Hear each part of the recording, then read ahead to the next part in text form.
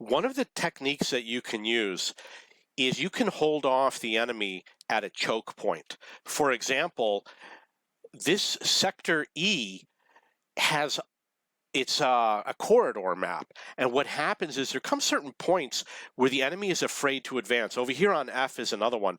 They're afraid to come around the southern corner on F, and then there's these two rocks over here where they often stop.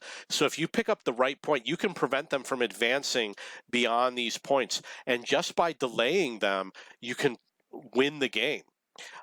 For example, another technique you can use, let's say the enemy is trying to go after objective 5 and you see a tank coming in that's relatively slow. Instead of damaging the tank, you can track it.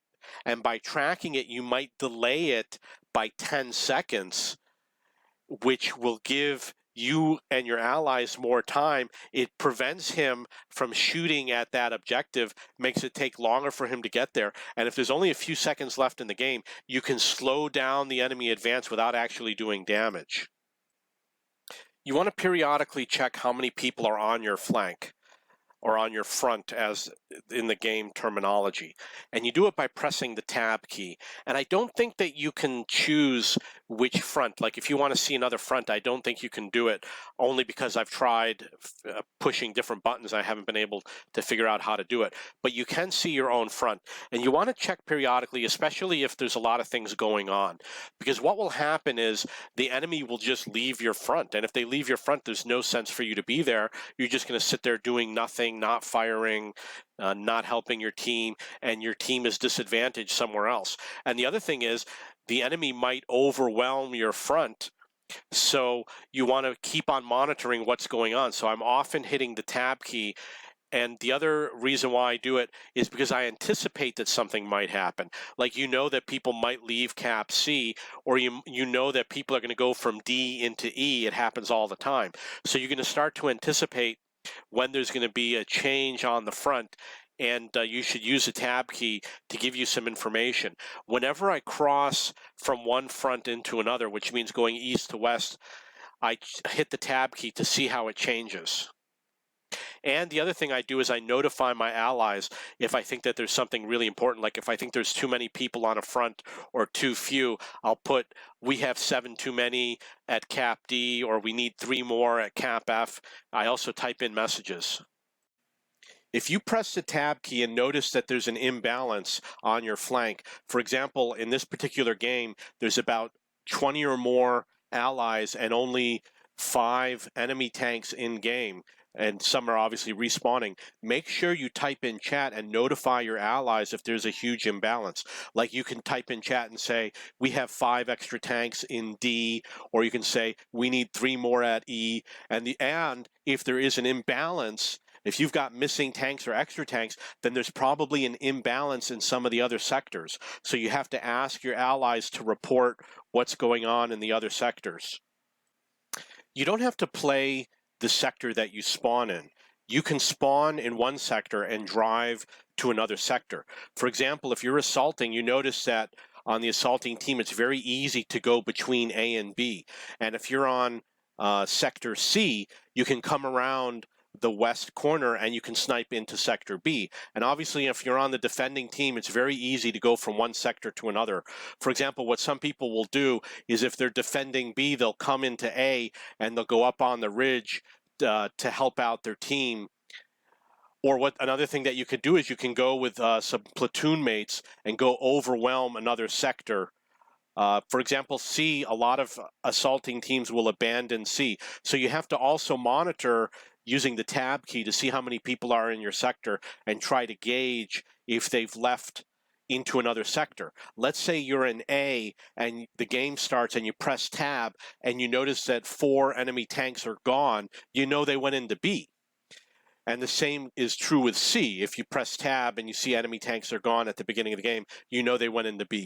However, it's not going to be true if you're in B. If you see that there's missing enemy tanks, you're not going to know which sector that they went into. However, if it's the assaulting team, they likely would switch over into A. So you can switch between sectors. You don't have to play where you were spawned in. However, keep in mind, if you leave your sector, you could put your team at a huge disadvantage. There's a lot of games where we've lost a sector because a large portion of the team just left when we needed them. If you're defending and a lot of tanks leave the defense of A or B and go into a different sector, you could get overrun easily. So don't be foolish. Have good situational awareness of what's going on at every cap. This way, you can make good decisions if you have to respawn or if you need to drive to another sector. I often drive from one sector to another in order to help my allies that need help in another flank, or sometimes I ask my teammates to tell me how their flank is doing, like if they have too many or if they're underwhelmed. For example, one of the things I learned with a light tank, you can go from D to F. It takes about 2 minutes. And I have had games where I helped the team win. There's a video on my channel where I actually drove from D to F in order to cap F, which gave us enough time to end up winning the game. So make sure you have good situational awareness of how your team is performing in all the other sectors. For example, one of the things that happens is often D or F might just be empty. It happens all the time. C becomes empty a lot, and then you can just go there by yourself and cap. There's various ways to go back and forth between the sectors, and some of them are very popular. For example, between A and B, there's a popular entry point. After somebody caps A or B, they might flood into the neighboring sector. So be very wary about what's going on. Have good situational awareness. If one of the caps suddenly falls, make sure you watch the direction that the enemy heads in. And if you're up on a ridge, for example, if you're on the ridge on A, which is on the east side, and B falls, don't be surprised if someone comes around this corner and heads up the ridge after you. So you got to watch your back because you could easily end up in crossfire. There's a feature where you can press the tab key and you can see all of the allies and all the enemy tanks that exist on your flank. And if you look at this particular game, you notice that there's only 7 enemy tanks and there's like 20 allies. There's way too many allies. It's probably triple. There's probably 3 allies for every enemy tank, and some of those enemy tanks are respawning, which means that they appear in red on the list. So use the tab key to check this list frequently to see how your flank is doing.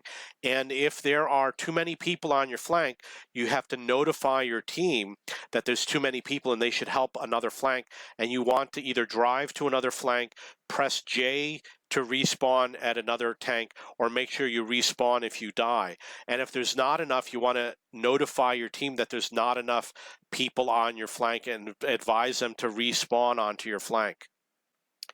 When you have a situation where there's a huge imbalance, for example, let's say you're at cap C and you're defending and the enemy leaves.